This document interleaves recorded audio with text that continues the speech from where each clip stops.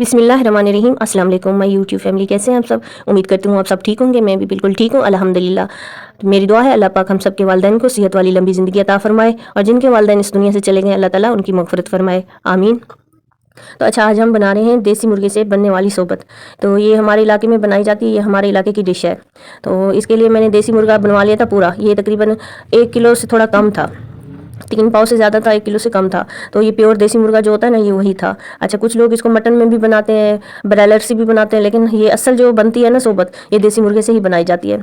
तो इसके मैंने ये पीसेस बना लिए थे, क्योंकि ये पूरा मुर्गा बनवा के लाए थे।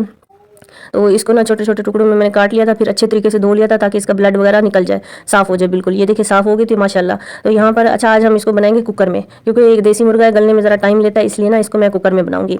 तो आप कोई भी बर्तन ले सकते हैं, लेकिन कुकर में अगर आपको जल्दी है तो कुकर में बना लें। अगर आपने तसल्ली से बनाना है तो फिर आप कोई भी बर्तन ले सकते हैं। तो इसके लिए मैंने 4 प्याज काट के ना वो भी फ्राई कर लिए थे ऑयल में। मैंने ऑयल थोड़ा ज़्यादा डाला इसमें, क्योंकि इसमें ऑयल ज़्यादा हो तो इसमें अच्छा लगता है, टेस्ट अच्छा आता है, क्योंकि इसका काफ़ी सारा शोरबा होता है। फिर लहसुन अदरक मैंने डाल दिया था, फिर खड़ा गरम मसाला डाल दिया था, साथ ही मैंने हरी मिर्च का पेस्ट भी डाल दिया था। जैसे ब्राउन का कलर, वो प्याज का कलर ब्राउन सा हुआ है, तो फिर मैंने उसके बाद इसमें सारी चीज़ें डाल दी थी। फिर इसमें मैंने डाल दिया था टमाटर का पेस्ट, आप टमाटर भी यूज़ कर सकते हैं, ये मैंने पेस्ट डाला है। फिर इसमें मसाले डाले मैंने, नमक, लाल मिर्च कुटी, धनिया पाउडर, हल्दी और लाल मिर्च पिसी हुई पाउडर, और 5 आलू बुखारे, या आप इसमें खट्टी इमली यूज़ करें या आलू बुखारे। इसमें एक चीज़ लाजमी डलती है खटाई के लिए, इससे बहुत अच्छा सा टेस्ट आता है इसका।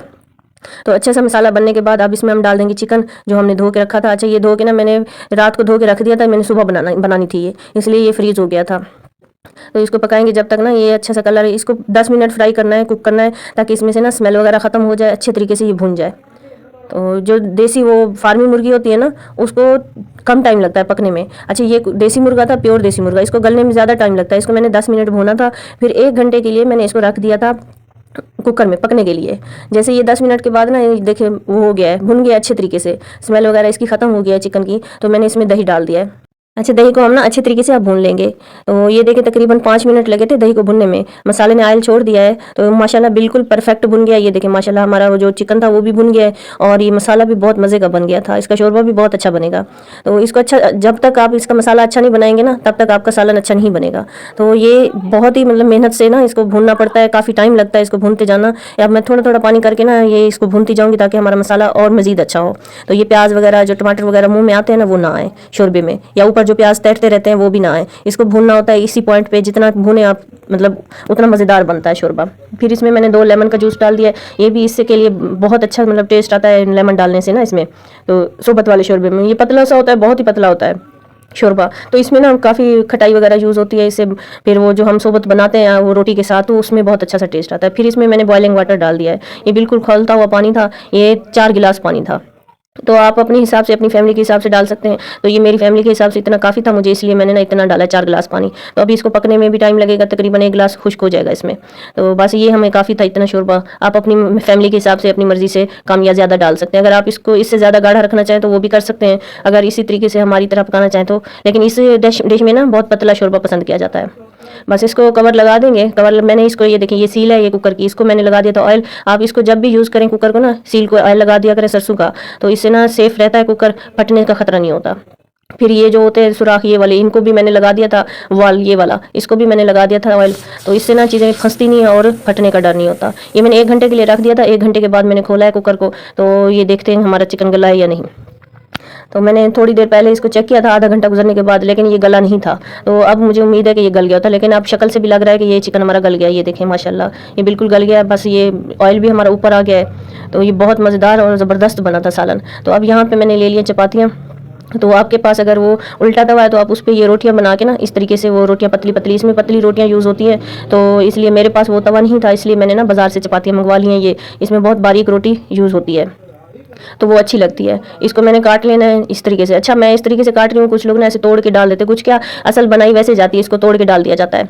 तो मैं इसलिए ऐसे बना रही हूँ क्योंकि दिखने में ज़रा अच्छा लगता है, प्यारा लगता है, बच्चे शौक से खाते हैं। तो मैंने बनाया था ना, बच्चे फिर शौक से खा रहे थे। इस तरीके से अगर बच्चों को बना लेना, बना दें ऐसे टुकड़े टुकड़े, बच्चे नहीं खाते।